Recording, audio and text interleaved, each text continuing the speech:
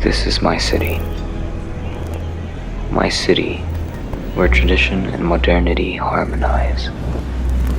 Where the pulse of the culture is felt with every beat. Where distinct backgrounds come together as one. And diversity is celebrated through amity. This is my home. My home. Where every climb, every step, and every move is made towards progress. Where inspiration is drawn when the mind and body come together. Where every sip feels like a warm embrace. And nature can be experienced in every corner. Nagpintas ka, Baguio! Welcome, my dear tourists, to the summer capital of the Philippines, Baguio City. I am Ira Shane, but you can call me Ira, and I will be your tour guide for today. Let us now discover the beautiful city of Bags. Baguio is approximately 252 kilometers away from Manila, and this city is included in the only landlocked region in the country, the Cordillera Administrative Region. It is located in the north-central part of Luzon with an elevation of 5,000 feet or 1,540 meters above sea level. It is bordered by the Ilocos region on the west and southwest, and by the Cagayan Valley on the north, east, and southeast. The locals are called indigenous people, and Tagalog is the common dialect of the city. The city is also known for its mild climate with average temperatures ranging from 15 to 23 degrees Celsius. The city rarely experiences temperatures higher than 26 degrees Celsius even during the warmest parts of the year. Because of this climate, Baguio is also home to the beautiful plants that wouldn't usually survive elsewhere in the country. Baguio is politically subdivided into 129 barangays with Honorable Benjamin Magalong as our city mayor. Annually, the city celebrates Panagbunga Festival from early February to early March. It is also sometimes known as the Blooming Flowers Festival. It reflects the history, tradition, and values of Baguio City. To give you an idea on how rich the city is with its history and heritage, I'd like to share you the humble beginnings. The area now known as Baguio City was first called Gafaguay and occupied by the Kankanaey and Ibaloy tribes of the Cordillera. The folk says the city got its name from Baguio, a mossy flowering plant that grew in these parts of the city where the American colonizers used to pronounce as Baguio. When the Americans took possession of the Philippines, Baguio started to be known. Much of these American soldiers from general to the lowest clerk would took their summer vacation to Baguio to escape the heat of summer.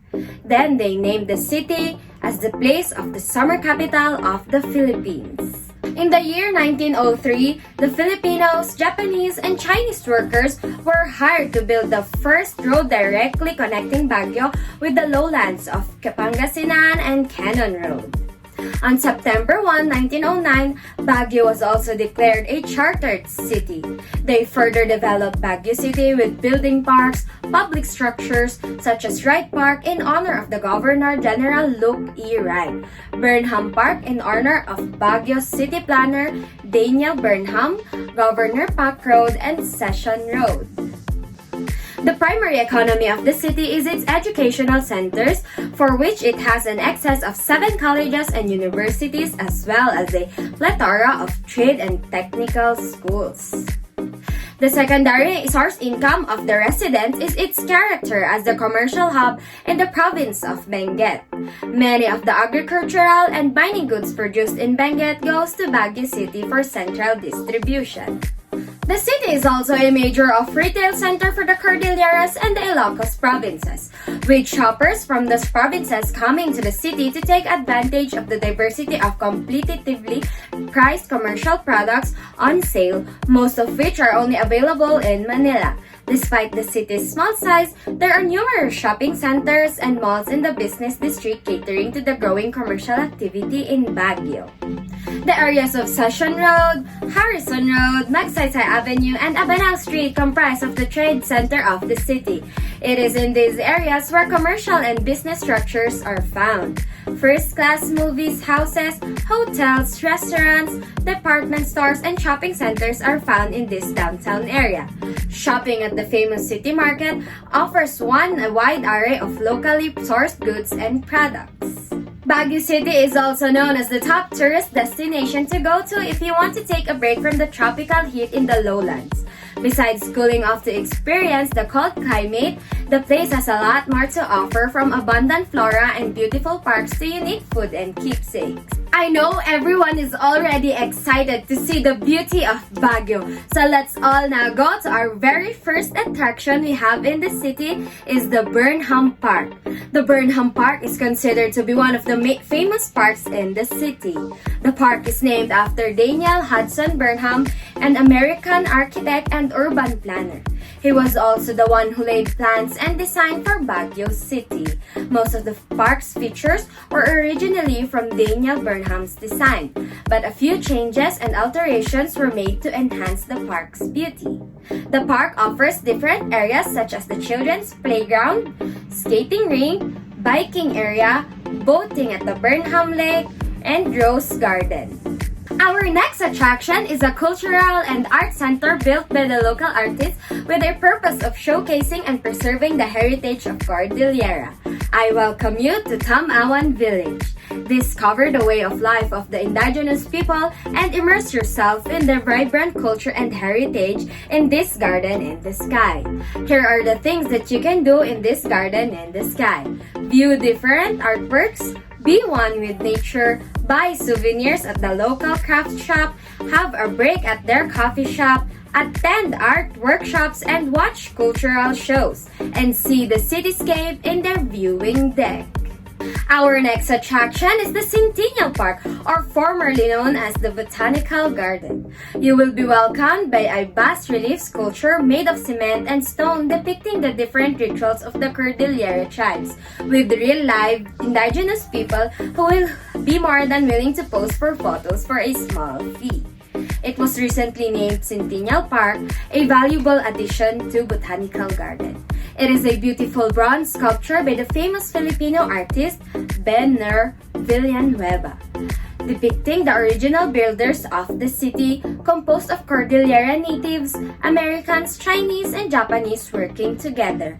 This work of art is located right past the gate. Filled with towering pine trees, the Botanical Garden serves as a dual purpose for providing visitors and residents valuable breathing space and regreening a fast-developing city with greenhouses and nurseries designed to propagate the flora and fauna species that will eventually find their way to parks and gardens around the summer capital. Let's travel back in time as we walk around to our next attraction, the Historical Core.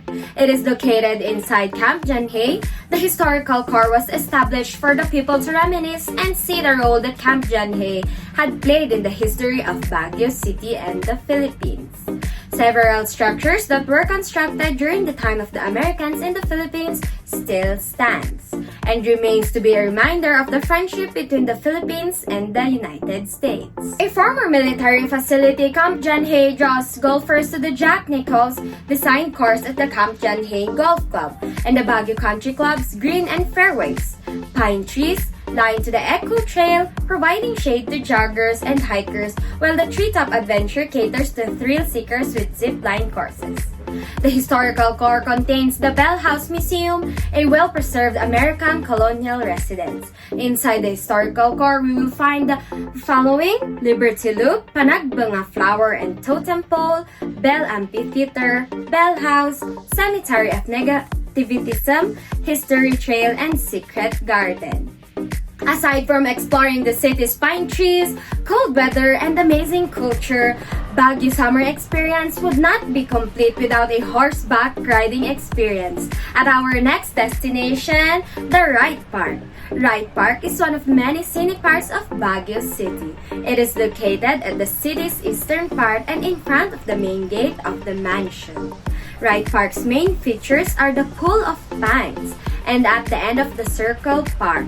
Pool of Pines is a shallow elongated or rectangular body of water where the park circle is beautiful spot located at the park's other end.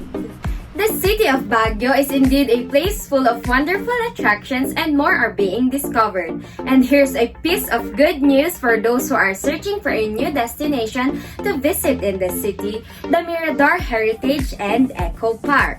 This multi-terrace landscape park stands on the same spot as the famous Lourdes Grotto with a commanding view of Baguio City. The park covers 5 hectares with 5 different sections and attractions such as the Rock Garden, Bamboo Grove, and Peace Memorial among the others. Baguio is pretty much a haven for food lovers. Every corner of the city, you'll find tons of places offering a wide variety of delicacies from all over the world. But whatever craving you might have, you'll find it here. However, the real star of the food show in this city are the delicacies of the region that you won't taste anywhere else in the world. The pinikpikan. The pinikpikan is a highland version of tinola. It is prepared by beating the chicken with a stick before it's cleaned and cooked to make the blood clot near the surface of the skin, making it tastier. Then it is smoked and cooked with ginger and a little bit of sayote. Its warm, savory soup and tasty chicken makes the perfect meal for any cold day in Baguio. The next delicacy is the pinunog. The pinunog or the blood sausage is a delicacy unique to the Benguet, Kankanae and is traditionally served after a ritual or ceremony.